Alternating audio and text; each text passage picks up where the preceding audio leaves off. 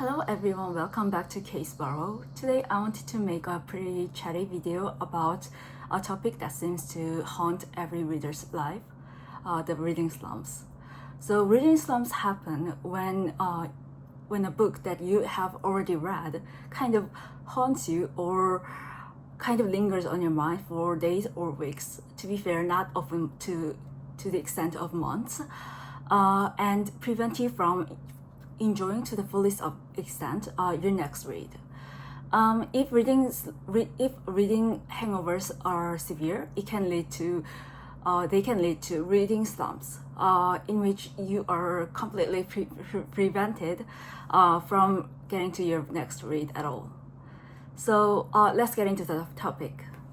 Before looking into possible cures for reading hangovers, I thought it might be good for us to look into what might cause such reading hangovers. So, I think that one of the most common situations in which reading hangovers happen, at least for me, is when I have finished reading a book that elicits extreme emotions. This is especially so, I think, when such extreme emotions lead to extreme reactions. For example,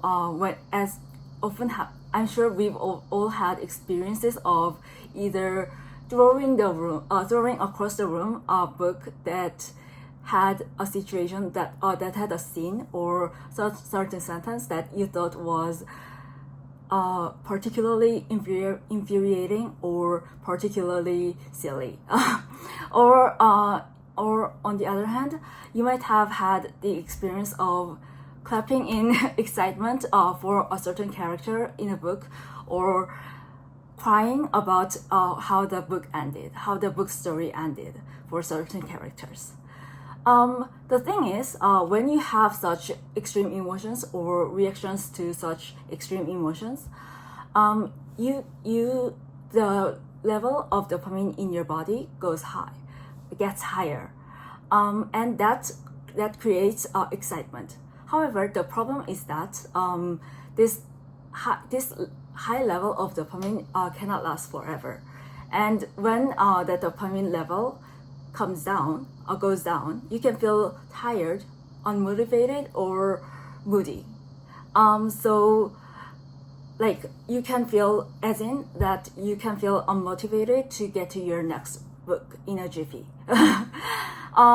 This may especially be so because most books, unlike YouTube Shorts, for example, have this beginning part in which not much fireworks happen, but the author is setting up the fireworks.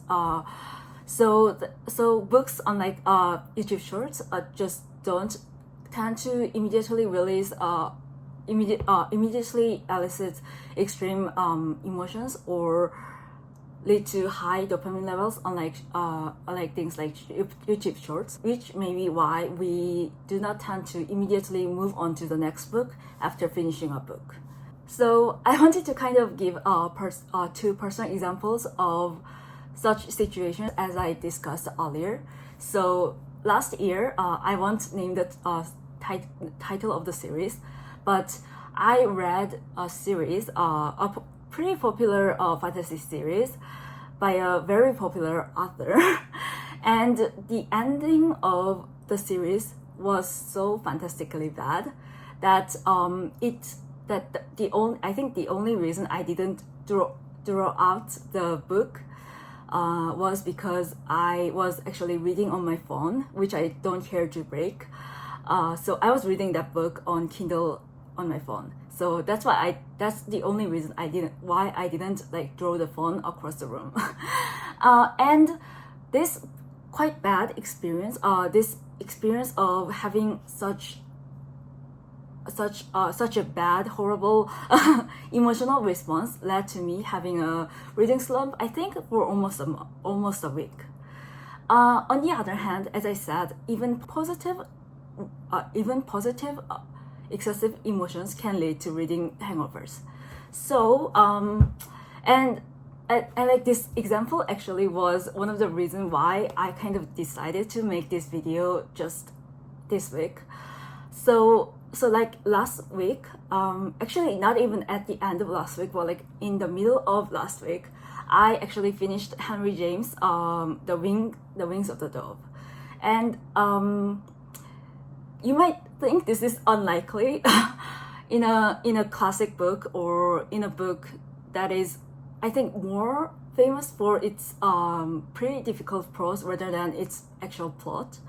But the so the reading experience of that book kind of elicited very quite positive but very extreme emotions for me. So like in the character of Kate Croy, who is basically like not Madame, but like Lady Macbeth kind of character. So she's kind of a ruthless female character that kind of uses the male character to do certain very evil things.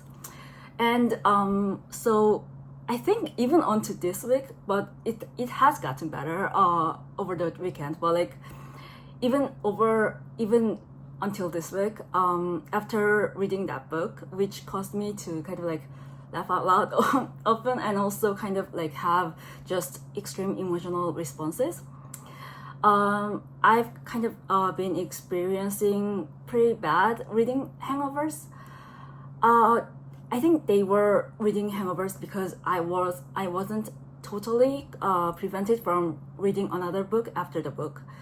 But I think the reading hangover that didn't proceed into progress into a reading slump was that the next book was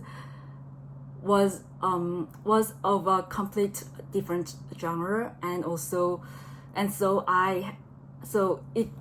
the different genre and the different rules of the genre kind of distracted me from being completely awashed by the emotional responses that I had in reading The Wings of the Dove. Then, if such extreme emotions and reactions cause reading hangovers or reading slumps, what can we do to prevent such reading slumps? First, I think it is notable that we might not want to prevent every kind of reading hangovers. So when I was in my early 20s, like in your early 20s, you go out for a night of drinking with your friends. Because my capacity is quite low, no matter how much I would drink, no matter how little I would drink, I would have hangovers on the next morning. However, that didn't prevent me from going out with my friends almost every weekend, especially when I was really young. I think we make those choices despite the bad consequences of like going out with your friends to have fun, because we know that the fun can exceed the bad consequence you might have the next morning. So in a likewise way, we might continue reading a series or a book that elicits an extreme emotion or reaction, even when we know that they might cause reading hangovers, because we are enjoying the books so much. And in that case, I think we don't have to prevent such reading hangovers totally.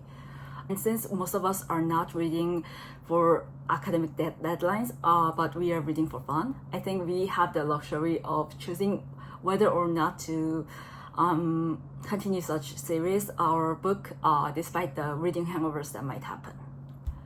However, if we actually just don't want to deal with the reading hangover and kind of get to the next book that we are maybe equally excited about as the previous book, then I think I have several tips to give you guys. So obviously these are personal tips that I kind of gathered from my reading journey, personal reading journey, but I think these tips can really help in I guess like dealing with reading slumps or reading hangovers. So first, I would recommend you to try writing down those extreme emotions or responses on a journal, for example.